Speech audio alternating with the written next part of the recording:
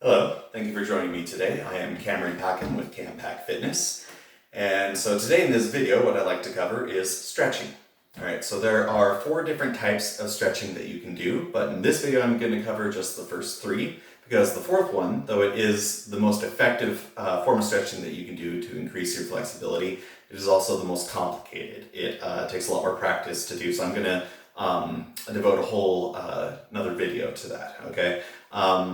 So also, we're going to be only covering the proper principles and techniques for these stretches, so not actually specific stretches that you can do.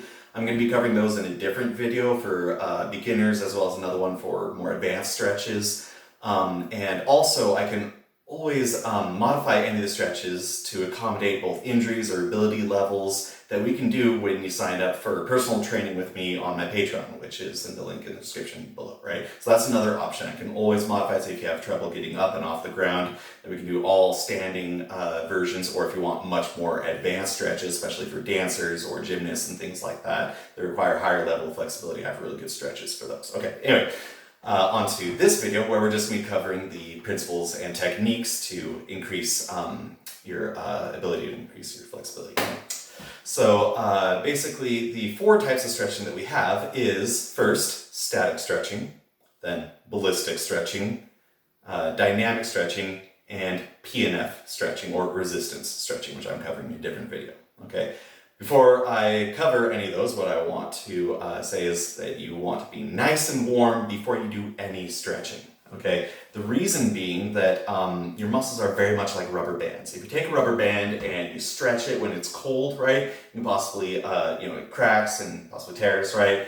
And the more warm it is, the more elastic it is, and the greater stresses it can take. Your muscles are exactly the same way, where if you stretch your muscles while they're still cold, you actually get micro tears in your muscle, which causes you to be much more stiff and sore the next day, and you wind up not getting that great of a flexibility benefit from it at all, right?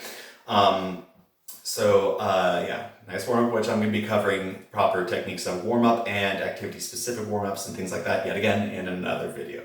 So for static stretching, what you do is you take the limb that you're going to stretch, and then you take another limb and stretch it further than it can go under its own power for a gentle and constant stretch, right? So you don't want to stretch it to the point of pain, but to mild discomfort, okay?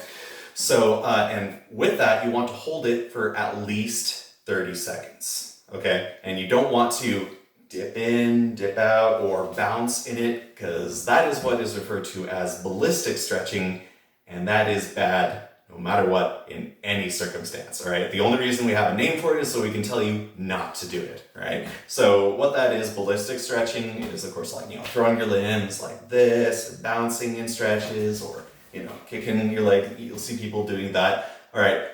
What that does is every time you go into a stretch, your muscle actually tightens up and resists the stretch. So every time you bounce or throw it or whatever, the muscle actually tightens up and resists it. So not only do you not get any flexibility benefit from it, but it also is, of course, very stressful on that muscle, especially if you're cold, like what I just described, okay? So for static stretching, the reason why you want to hold it for those that full 30 seconds is because you need to allow time for that muscle to relax, right? For most athletes, it takes at least like 20 seconds or so for the muscle to start to relax, and then you need a little extra time to be able to dip a little further gently and slowly into that stretch, right? And so I personally like to hold it for longer than 30 seconds, but different people hold more stress in different muscles, so it'll take different muscles, possibly a little bit longer to relax, and that's going to be different per person. So you're going to have to kind of learn for yourself what muscles you tend to hold more stress in, and they'll take longer to relax. So you need to dedicate a bit more time to those muscles. Okay. That said, it usually takes a little bit longer, to stretch when you're doing it with this technique, because you're holding it for a full 30 seconds. Most people will hold it for a lot shorter, and you wind up not getting a very good flexibility benefit. So remember to hold it for the full 30 seconds. Have some patience. Where you're going to hold it, and you count, or you have a timer. You count 1, 2, 3, 4, and then as that muscle starts to relax, then you can start taking it further and further in nice and slowly, until you decide to release it, okay? And remember to release it nice and slow. Otherwise, yet again, that muscle, if you release too quickly, can tighten up, and you've decreased the benefit of the stretch that you just did, okay? So we've already got static stretching, and then ballistic stretching. Never do ballistic stretching, but the thing is, with static stretching, you don't want to do that before you do higher intensity exercises, before your exercise, all right? The reason being that when you stretch that muscle, you've elongated it, you've relaxed the muscle, and now it is looser, and its contractile ability, meaning its ability to flex, is decreased for a period of time after you stretch. So your strength and power actually go down after you do a stretching session like that, right? And the muscles around that joint are looser and then less able to stabilize that joint. So again, your chance of injury goes up, okay? So, you have what's called your baseline flexibility, which is how much flexibility you have right now. And so when you do things to warm up and get loosened up with, which is what you do with dynamic stretching, which is what we're going to cover next, that third one. Anyway, you get to what's called your baseline flexibility, how much you have right now. And then when you do your static stretching after you're done working out, you are trying to increase your baseline flexibility for later, the next day, the next time you work out, not for that day. All right. So we've got that now. Dynamic stretching, that third one that I mentioned. Okay. So for dynamic stretching, you've probably seen lots of athletes doing this where they're just kind of taking the arm around in circles, arm circles, or hip circles, necks, things like that. All right, what that does is it warms up the muscles around that joint, increases the blood flow in those muscles, as well as it works lubricants into your joint, because you don't actually have any blood flow inside your joints. So the only way to get nutrients and lubricants, which are in a sac surrounding the joint, the only way you get them into your joint is by working them in like lotion on your hands, right? So only through repeated and full range of motion exercises, like that, are you able to get those nutrients and lubricants into your joint to keep your cartilage repaired and healthy, as well as increasing blood flow and loosening up the muscles around that joint. That is good to do as part of your warm-up, all right? So